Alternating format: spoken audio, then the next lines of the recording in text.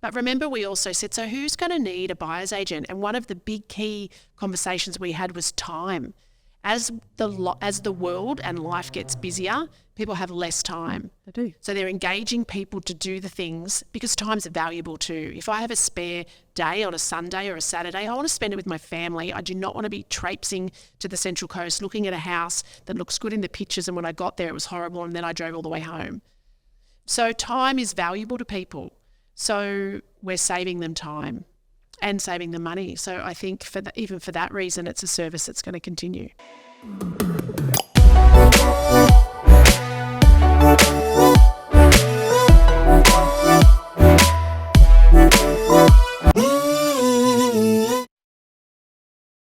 So I guess to wind it back, this episode is called Commission Breath.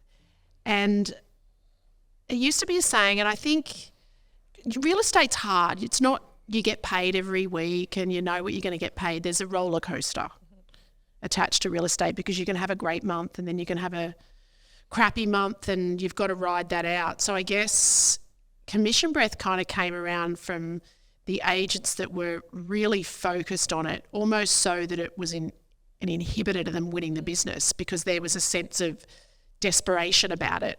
And that could be born not from anything bad other than I need to feed my family. Well, it's that, but some offices breed a culture of it because all they talk about at the sales meeting is commission. They don't talk about anything else. They don't talk about clients. There's nothing client-centric. Which, when we started our business, was all about the client. 100%. And us also finding that the passion in us that made us want to get out of bed and go to work every day.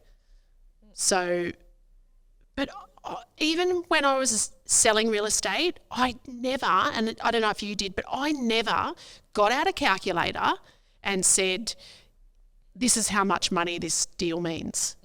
And I still don't. I only ever had to, and it was because I had to worry about it at the end of the month when I had to produce my figures for the principal. But on a deal-by-deal basis? No. Never. Yeah. And we still don't. I wouldn't. Half the time I got to work it. Like we just don't do it. It's not what drives us. That's fair to say. Yep. We're not driven by it. Unfortunately, though, we do still see it out in the marketplace, and that's why I guess it is transactional for some people because they literally, and it can be quite often for new people.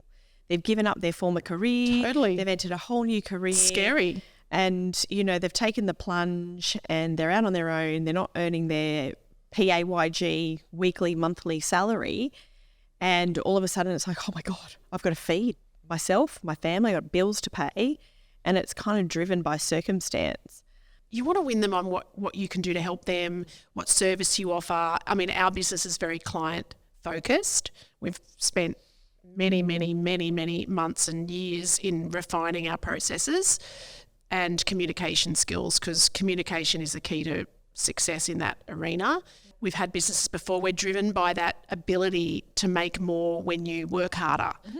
To sit in a 9-to-5 job earning the same pay every week for the rest of your life is not who I am or who you are. I guess what we've been conditioned to over generations, those days are going and more people are becoming entrepreneurial. And I feel like, I hate to mention it again, but COVID's really propelled that. It's really created more entrepreneurial people and people that are focused not on the paycheck every week or every month. But being happy.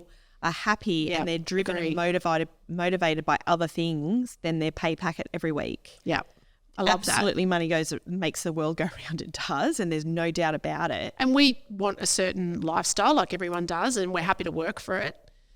But that's totally it. People are more focused on being happy. Yeah. That analogy of waking up every morning, your alarm goes off. You go through the same routine, putting on your uniform, putting on the clothes that you wear to work. You get to work, you carry in your cruddy lunchbox. What's my saying? You put your shitty sandwich in the shitty little fridge, in the shitty little kitchen, and you sit at your shitty little desk, and that's your day. But look at my 9-year-old daughter. Already, she's wanting to start an e-com business. She's 9. How good's that? And the schooling environment that she's in is teaching kids to be entrepreneurial. It's their motto is building our kids and creating opportunities for jobs that aren't around right now. They're jobs of the future. So my youngest daughter started a business in COVID. There you go. She wasn't very good at online school, but she was very good. You know what? But she'd heard us. She'd been listening to all the conversations we'd had about, registering a business and the domains and the accountant and all the things you have to do. This letter arrives from ASIC one day and I'm like, what's this? I thought it was for me. It was for her. She'd registered a business name.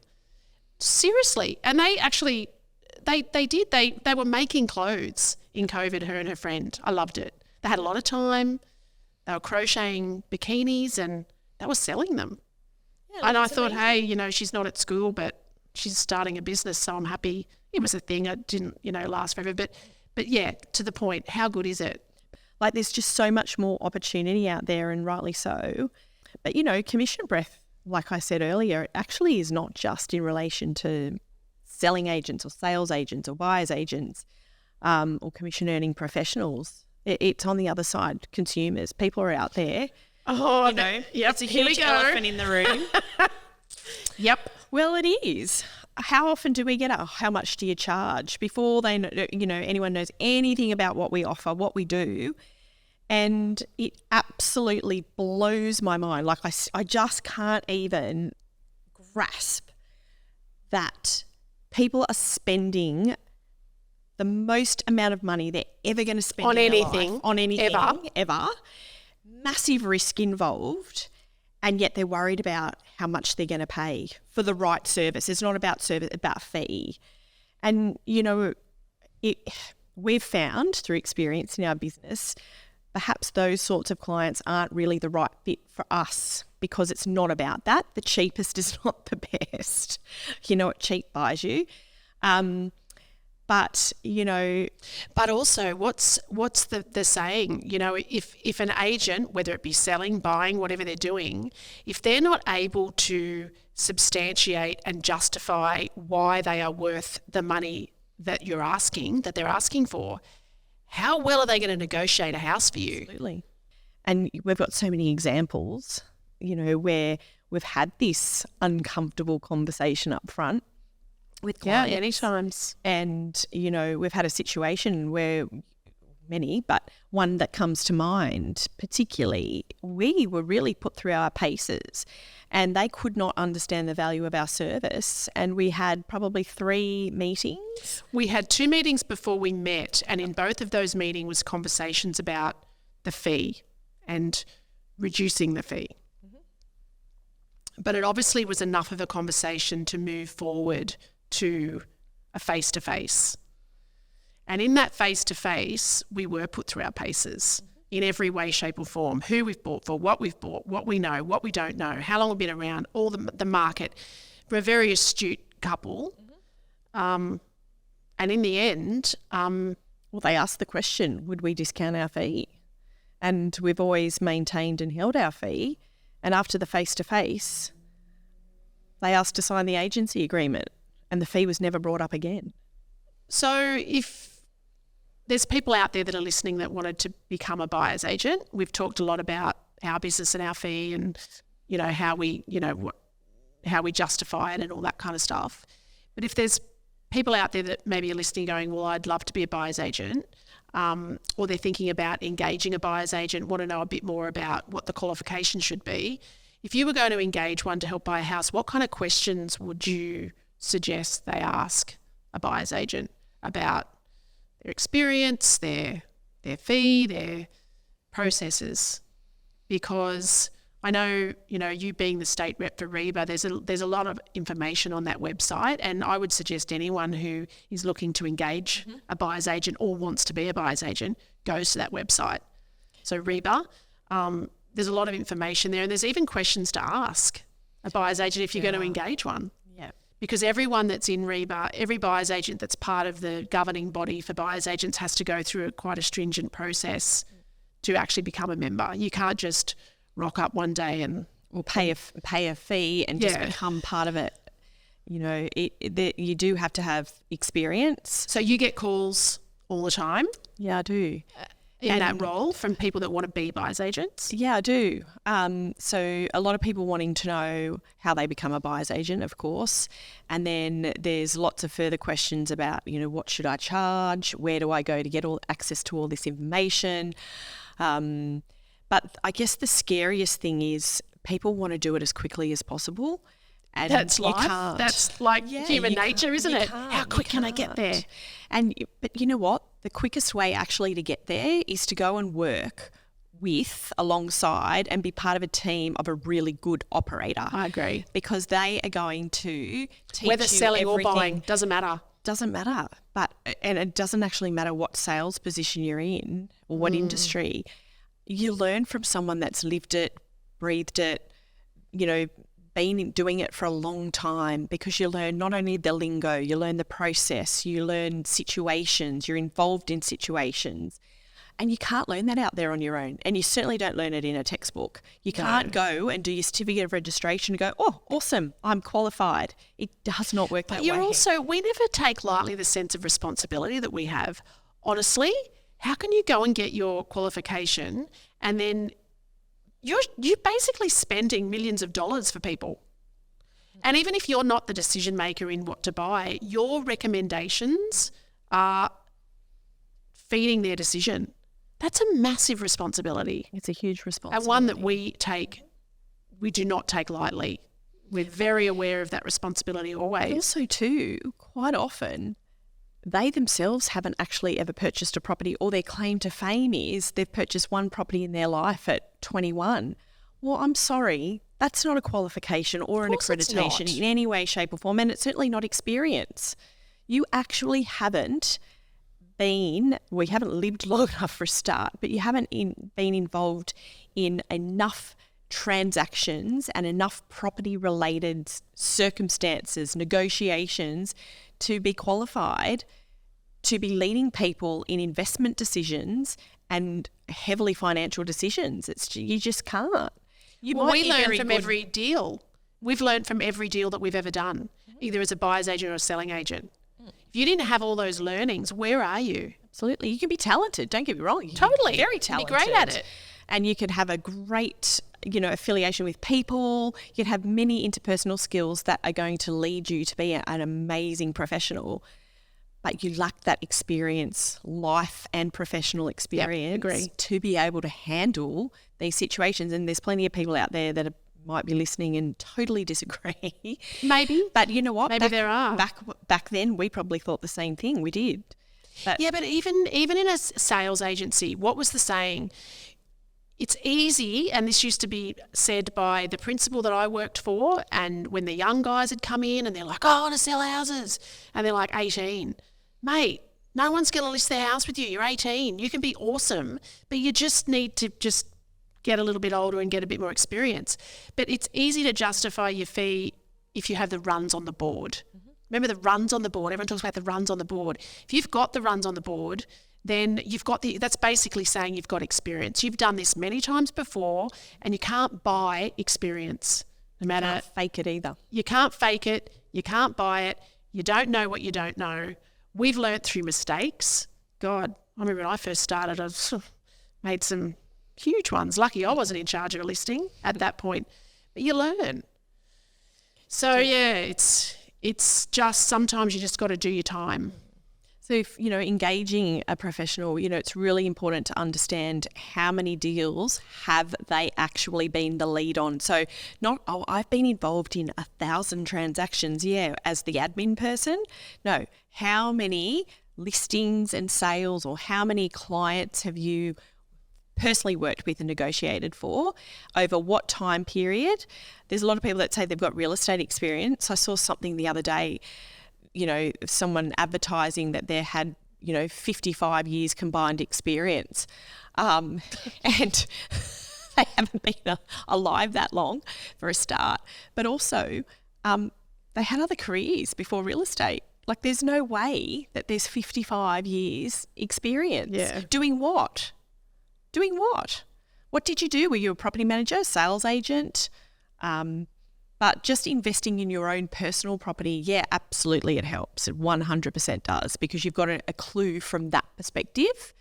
We all do, but it's all the other perspectives that you don't have. So the questions are obviously experience. How many deals have you been in? This is for someone wanting to engage a buyer's agent. Local knowledge. So important. If I was going to buy a property in an area I did not know, I would engage a buyer's agent.